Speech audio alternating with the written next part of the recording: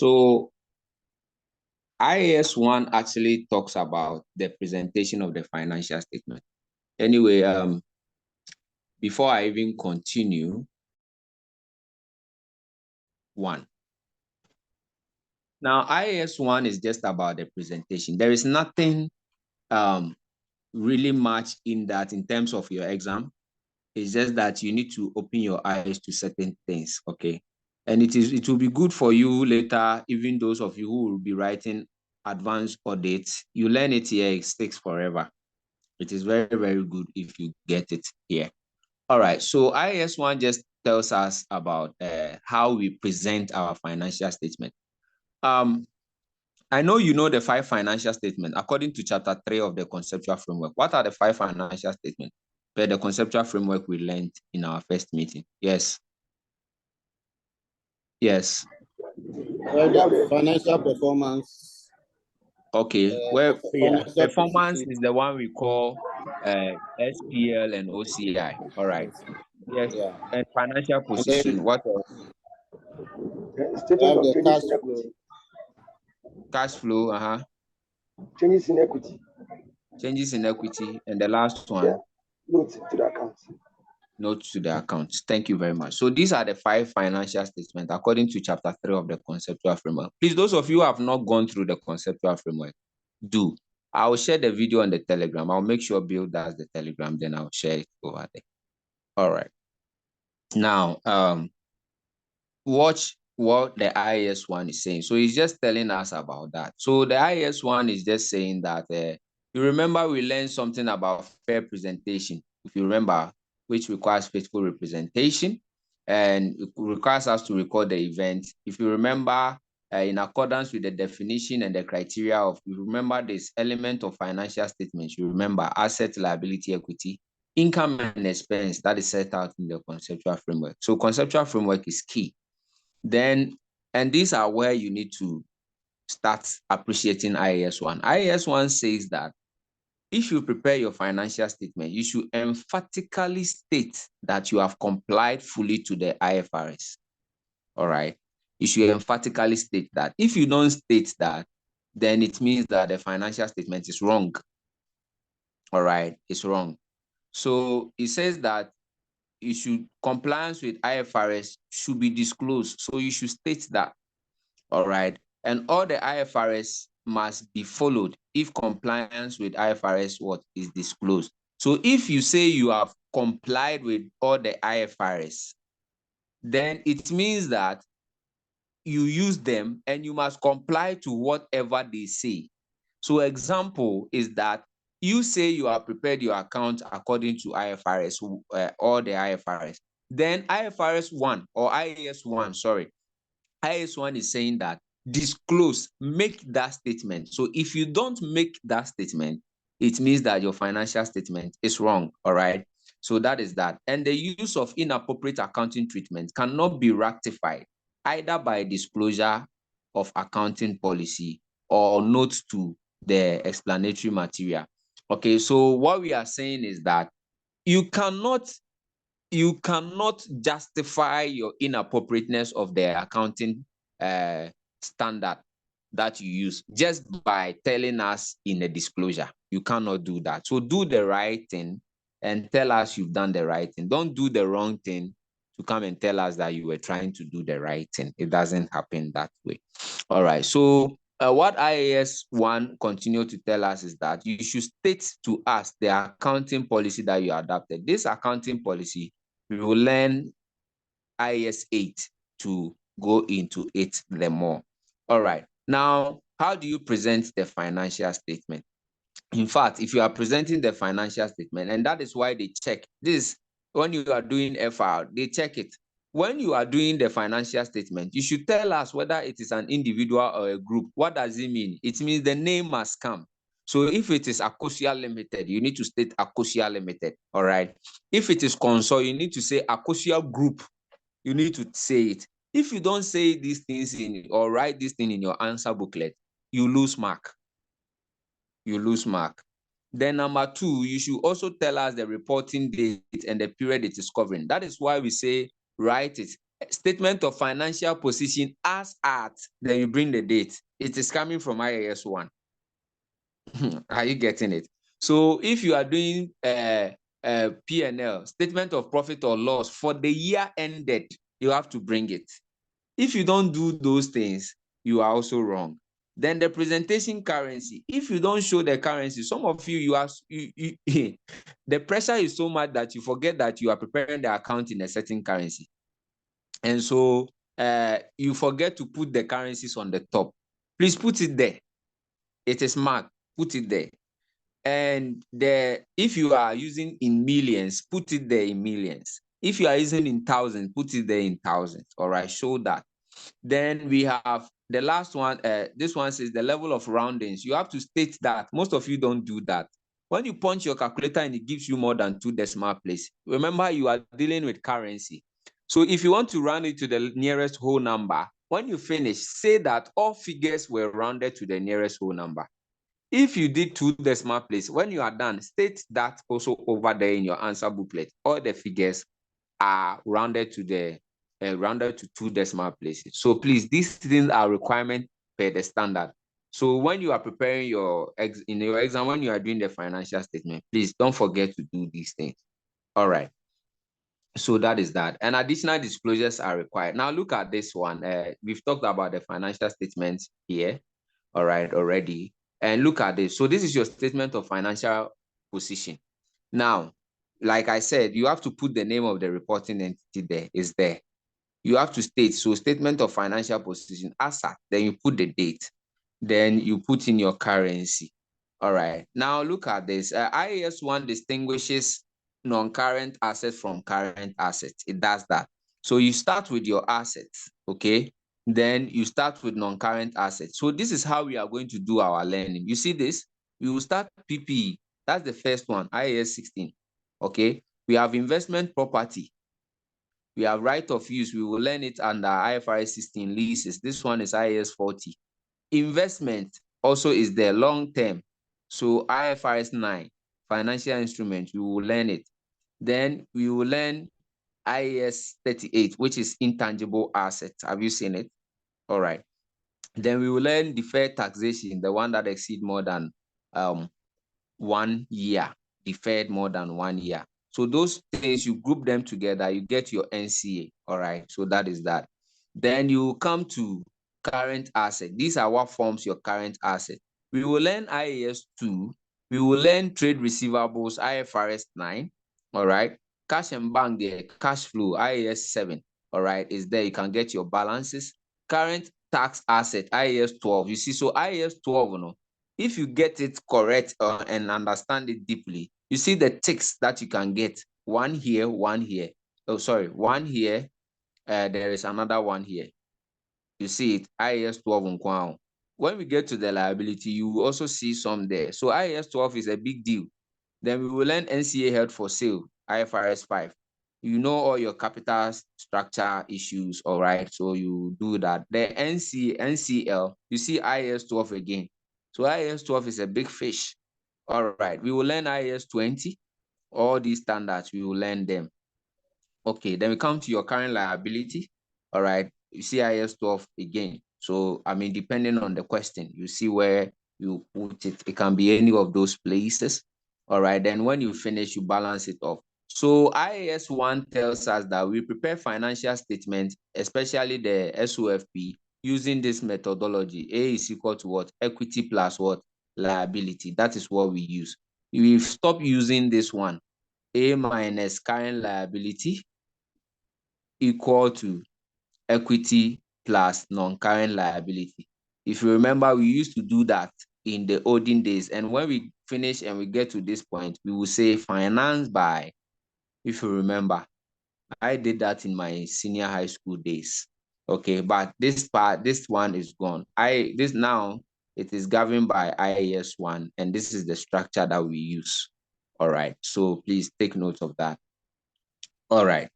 So that said, let's see how we prepare our SOFP. Sorry, our P&L. So the P&L too, this is how we prepare P&L. The same thing, you state it in statement of P&L and other comprehensive. You start with revenue, IRS IFRS 15. So you will learn that. Then you do a workings to bring in your cost of sales. You get your gross profit. Then other operating income, all right, comes in. Please, it's other operative income. It's not other income. Most of you bring other income that you've gotten from what we said in the conceptual framework, which is gain, and you bring it here. Gains are not supposed to come here because it's not a trading activity, all right? It is revenue and other operating income that comes here. So you get to understand that. All right, then we have research expenses, okay, administrative expenses, distributing expenses. So expenses are always three, all right? These are the three major expenses. Please, all other form of expenses come into this. They come here. You don't, so those financial statements that you see that they will have fuel, water bill, electricity, all of those things isolated. It is not in accordance with IAS 1. All right, so that is that. But you see, and these are the things that I think I should be writing on. And I am keen on the work of the registrar of companies. I am keen on her. Seriously. Very, very keen on her. You see, the fact that you register a company in Ghana by our law means that you are supposed to prepare your account according to IFRS. It's compulsory. It's law. It's either you prepare by full IFRS or you prepare by IFRS for SMEs. Okay, this is what you do. So by law, you are supposed to use IFRS, whether the full or the for SMEs. Now, if they submit account to the registrar general and they don't prepare it according to, in fact, IFRS for SMEs and the IAS one is the same, but they don't do it. People will prepare account, they will put full this, do this, do that, do this, they will a whole list of expense which is not classified under these headings. And later on, you see in IAS 1 what we call aggregation. All right. And they do that and they submit to the person. And they just take them, then watch. I don't know. I don't understand. Another thing I've also realized is that by our law, secretaries to companies should have qualifications, i.e., being a chartered accountant, or you have done a course that is law related. So a lawyer. Okay. So that is that. Professional. So, and you go and see a man and a husband who have registered the company, and the husband is the secretary. Check the educational qualification of the husband. You see that he did something engineering. But on the registrar's file, they are the secretary. So it burdens my heart. I think if I have my way, I need to do a research paper on that, because it doesn't help corporate governance. It's a serious issue on corporate governance. It doesn't help because Ghana has given its notion on how corporate governance should function, and these are what they put in place for the secretary in the corporate governance. Secretary is part of the board. So this is a paper in future probably I will work on, and it's a serious issue because companies are not compliant. They are doing all sorts of things, and these are where it is coming from. The knowledge of the secretary, the qualifications of the secretary is there, and this accounting that we are doing too is part. This one too is part, and you see them, they are not compliant, and she's just looking. All that she's doing is that the government should give him money or her money to run the registrar's office. If they decide to enforce this thing, do you know how much money they can get from penalizing people? Look at the number of companies that are there. It's so sad in this country. It's very, very sad. Do you know the number of jobs chartered accountants will get if they enforce that secretary thing? If they enforce it, do you know the number of chartered accountants that will be employed? Because it's a requirement to be a secretary. Before you be a secretary, it's either you've done something law or chartered accountant. Unfortunately, that's the world that we live in. It's very sad. All right. Now, this is the structure anyway, and particularly the OCI, what this plays very well we have grouped the OCI place into items that can be reclassified into the P&L and the items that cannot be reclassified, that will not be reclassified to the P&L. So when we start PP, you realize that there is a gain or loss on revaluation, which will go to the OCI. All right, remeasurement of actual gains. This one is coming from IAS 19. When you grow, you get there. And equity investment, okay, fair value through OCI is also here. All right, then income tax relating to items that will not be reclassified. So example is the PP. All right, this one, the income tax on the gain will not be reclassified. All right, that is why Ghana tax laws doesn't appreciate deferred taxation. So exchange gain is here, that one can be reclassified. So those that can be reclassified, in fact, sometimes you treat it directly inside the P&L because at the end of the day, it can be reclassified. So we have cash flow hedges. When you grow, you learn that one too. Exchange difference on translation. This is the one that creates a problem. This one. So I have been in a lecture where my lecturer said that yes, the exchange difference should come to OCI. Yes, it's true. But the standard actually says that those ones that can be reclassified, and the fact that this one can be reclassified means that it can go straight to the P&L. All right. So those are the nitty-gritties around that. When you grow, you criticize the standard. All right. So that is that. So, and the SOCI 2 is here. All right. The SOCI records events of shares, things that affect shares and things that affect dividends. So this is the structure. So you'll be preparing some of them for me. So this is the structure. All right. That is that. Correction of errors is there. Change in accounting policy is also there. I did this thing from practice because I have happened to prepare an account for so many companies, and I had to bring in some of the things per practice. All right, so that is that. So learn this format. Okay, it's not, but most importantly, this is where I'm interested in. The standard gives other features. IAS 1 gives other features. One of the features is going concern. All right. So accounts, and I've told you, IAS 1 says that the account should be stated that it was prepared on a going concern. What are the things that will give you indications of the company not an ongoing concern? You see financial issues. I just wrote a paper on Saturday on these things. You see financial issues, cash flow problems, debt claims, legal claims, huge impairment. So if you see those things, then it means that the company is at a risk of going concern. Reputational issues of non-compliance to laws, EPA laws, tax laws, all right, industry regulations. If you are not complying, that one too is there. Operational of losing key staff. In my case was around COVID. So machine breakdown, key staff, can lose people out of these things. Then since you are preparing the account on a going concern, you can actually do it on accrual basis. All right. Accrual simply says that you record the transaction as and when they occur, not as when cash is received or cash equivalent is received or paid for it. All right. So as and when they occur. All right. So that is that. The IAS 1 also talks about consistency of presentation. It says that you can only change something in your consistency because you are doing faithful representation.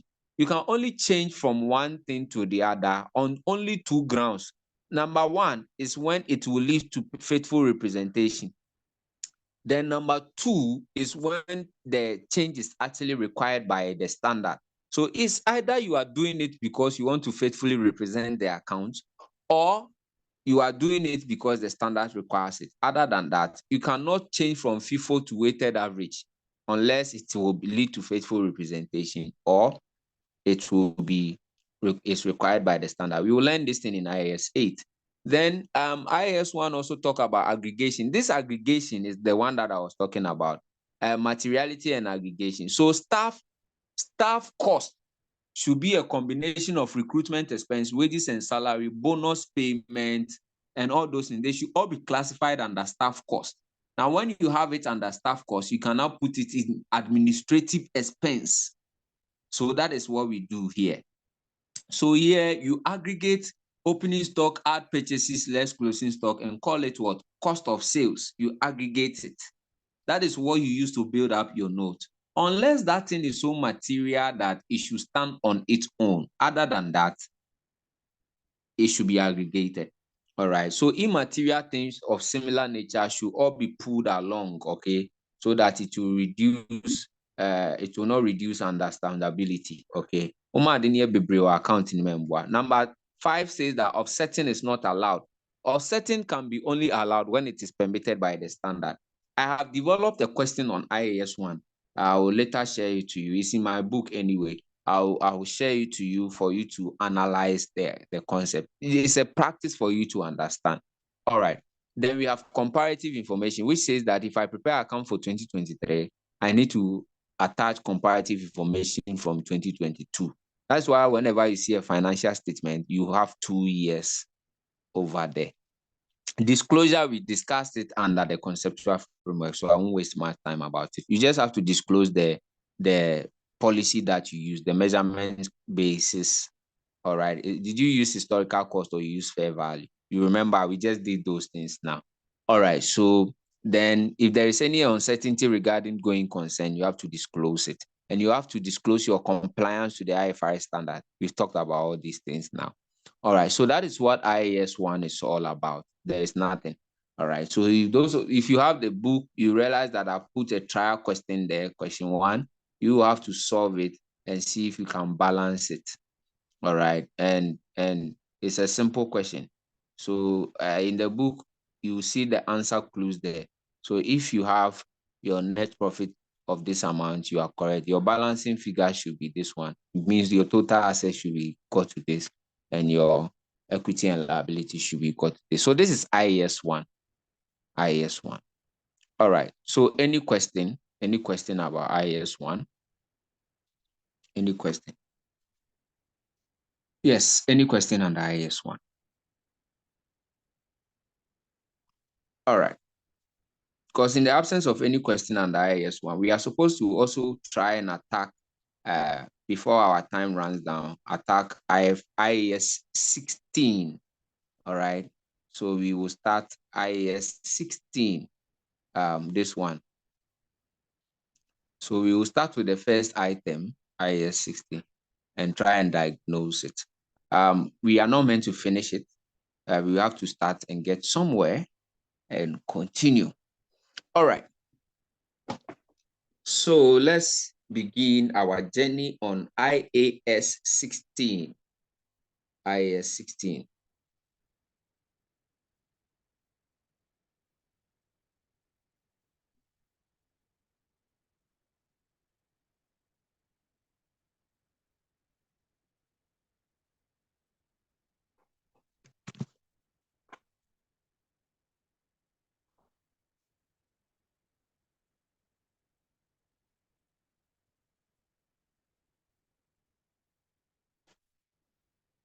All right, so let's do something under IAS 16.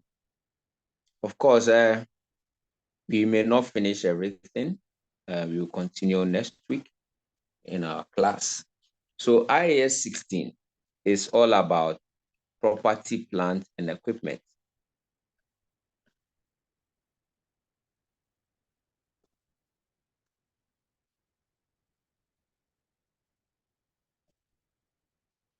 All right, property, plant, and equipment. And we are going to start by defining it. These are the things we will be learning under it. We will learn the definition of it. For all the standard, you need to know the definition so that you know that that is the particular standard. Then we will be learning the recognition criteria. I told you in conceptual framework that recognition is the key. Then alongside the measurement criteria. Right now, you know about the measurements. And the measurement, you look at initial measurement.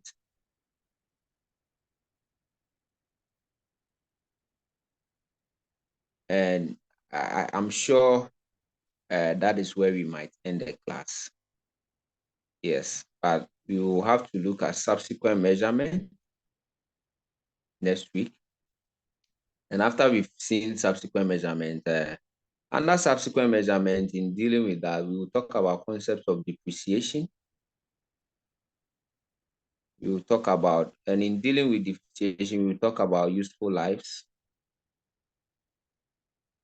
of assets. Then we also talk about revaluation, whether upward or downward. Then we will also look at derecognition. We'll look at derecognition.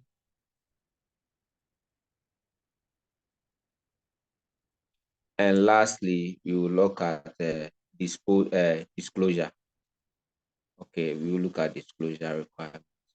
All right, so these are what we are going to do, but I know our time may not permit us for today. So let's start with the definition of a PPE IAS 16. So PPE IAS 16 says PPE is an asset. Okay, it's an asset. So please, the standard that we are looking at, we are dealing actually with our NCA standard. So we will be learning so many standards under NCA. So if you saw, we are learning IAS 16, we'll be learning IAS 20, 23, 40, 38, 36, and IFRS 5. So those are the things we'll be looking at. Okay.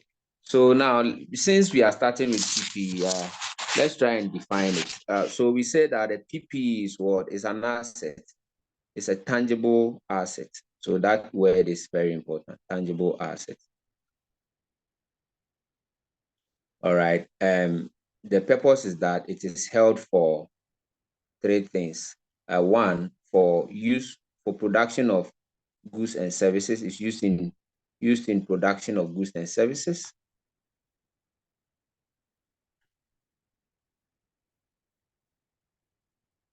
Then number two, we said that it's used for rental to others. Rental to others. And we talk about the fact that it can be used for administrative purposes. So that is that.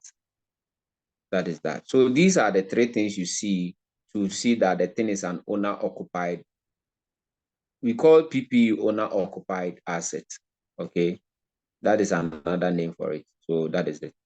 Owner-occupied asset. So that is that. So whenever you see a tangible asset that has been held for any of these three things, then it means that it is a PP. All right. So that is that. Then we talk about the recognition criteria. As for the recognition criteria, we talk about prudence. There should be some degree of certainty for you to know that this thing is a PP.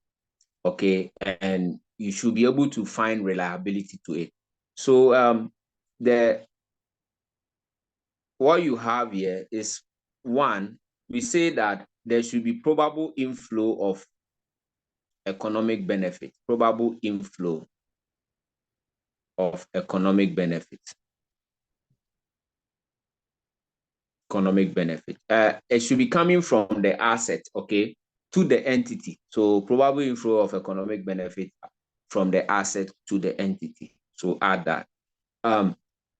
Why are we saying that? There has to be some evidence that, so here we need some degree of certainty. So it must be assessed, all right? There should be proven by evidence, okay, that there will be inflows coming to you. Now, number two, recognition criteria. Most of the asset has these two recognition criteria anyway. The other one is what? Reliable measurement of cost. So the cost of the asset must be measured reliably, okay? Must be measured reliably. All right. These are things you know, like they are common things that you know. Okay, so it must be measured reliably. All right. So another thing I think I missed out in defining a TP is that apart from it being used for any of these three things, the next thing is that it should be used for more than one period. That one is the whole thing that we know. Used for what? More than 1 year. So that is that. Okay. Don't forget to add that. And that the recognition criteria are what? Reliable measurement of cost and probable inflow of economic benefit. So that is that. Okay. Now let's look at the interesting part. This is where it gets tricky. The initial measurement. Very, very tricky. Very, very, very tricky. All right. So the initial measurement of asset, the standard says that we should measure it at cost. At cost. All right, initial measurement is at cost. Now, there are elements of cost. There are basically three elements of cost that we are supposed to understand. All right, the first element of cost is one, the purchase price. So we say purchase price, you have to take away less trade discount. Please take note of that. There are two types of discount. We have cash discount and trade discount. Here, the one that you less is trade discount. All right. And any refundable tax. Any refundable tax. If the tax is going to be refunded, you have to take it out of the purchase price. All right. So if it is not refunded, then it must stay there. Okay, so that is that. All right. Then number two, which they actually trick you the most in the exams. It's very tricky. Is what do we call the direct cost? Direct cost. Direct cost. Direct cost. The direct cost includes the employee benefits, all costs incurred into bringing the thing into the condition as intended by management. That is what we call direct cost. So you see, when we learned the fair value, we said that the transport cost is not part. The transaction cost is ignored. Transport cost is not part, so we took it off. So that thing we did was actually this price. That thing, the IFRS thing we did is determining this price. Okay. Then in IAS 16, there is additional cost. We call this one additional cost. So far as, and don't forget, initial measurement is at cost, not fair value. So if it were to be fair value, then we would have checked those things. Okay, we would have checked those things. But now it is at cost, which means that we kind of sticking to historical cost, not current value. All right, the initial measurement. All right, take note of that. So we have employee benefits. What do we mean by employee benefits? All the employee activity that was involved into bringing the asset into its usable condition or sellable condition.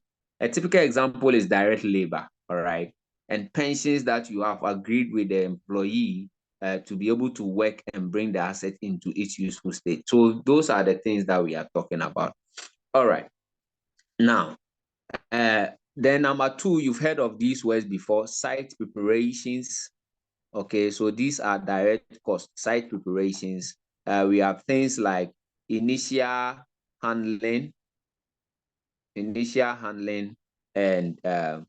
and delivery, which we used to call carriage inwards. All right. Then we have things like installation, initial installation cost. All right. We have professional fees. Professional fees embodies legal fees and architect fees and all those things. All right. Then we have things like cost of testing. All right. Then we have borrowing cost, which we will learn next week. Borrowing cost, IAS 23. All right. Borrowing cost. All these things are cost of the asset. All right. But please, there was an amendment in the 2022 IAS 16. Those of you had a chance to read it in those times. They amended something, and I want to introduce it to you.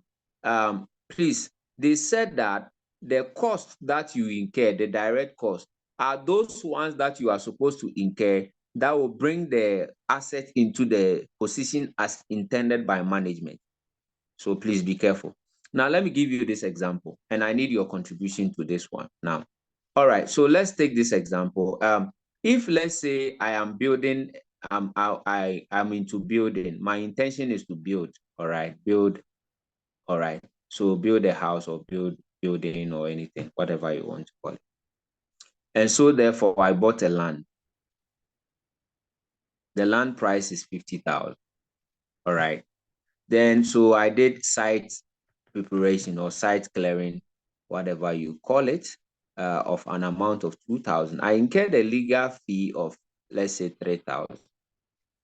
All right. So now that is what have happened. Now, then what I do is that I realized that after I've cleared the land and I've done all my legal fees and all these things, I want to build, but I realized that, oh, okay, um, I'm cash struck or stricken. And number two, the land too, it looks as if it is waterlogged kakra. So I decide to level the land, put in sand to level the land, and operate the land as a car park for a meantime, so that people will come and park their cars, drive on it, go, come, so that the land will gain some ground. And because I was doing that, I incur a leveling cost of, let's say, 5,000. And the car park income that I get because of that activity is 8,000. So now these are all the figures that I have. All right. Then later on, I did the construction for the building, and at the end of the day, everything like what do I even call it? So labor cost of building. All right, all amounted to, let's say, 20,000. Then the question is that required, calculate the cost of the building. Yes, that is the cost. That is the question. Yes. So who can share his opinion of how this thing should be? Yes. Who can share his opinion? How do we solve this? Yes. Who is ready? So how will you get your initial measurement? It's all about fire. So you can try. Go ahead. Yeah, so the intention was to build have the building in place for use. So we have the our land that we acquire, which is 50,000, and then we also have the site clearing, which is also, direct to, bringing up the land, and then the legal fee, they're all direct. But the leveling cost that we did to, let's say, pushing the land, okay, putting other stones, whatever, and then we say we will rent it later on for to receive some income. They were not, let's say, direct to our motive for building that facility. Okay, so I think that one will not capture it. And then I'll include the direct, labor costs that finally, came into place, which we had the 20,000. So I'll have the 50, 2, 3, and then the 20. Okay, so that one gives us like 75,000, and that is correct. So that is that. So you see, these ones are not a direct staff. So what you do is that you prepare. This one will come in. It will go to your P&L. Okay, so as another income that you have gotten. All right. So that is that. So take note of that. So these two. So look for the things that are so specific to the asset. All right. And that is the trick. These are the tricks that they trick you in your exam. But if you understand the concept, which is my job to explain it to you, you won't suffer when you get there. All right. So the standard has also called out this expense and given another explanation to that. This one, I think I didn't bring it. Oh, I didn't bring it. This is it. All right. So this is it. Cost of testing. Yeah. Cost of testing. All right. And it categorizes this thing into, it talks about what we call a self-constructing asset. Okay. Now, the 2020 amendment is saying that if I have a machine, then I'm testing the machine. All right. The cost of testing the machine, and that is the one that is in line, and it is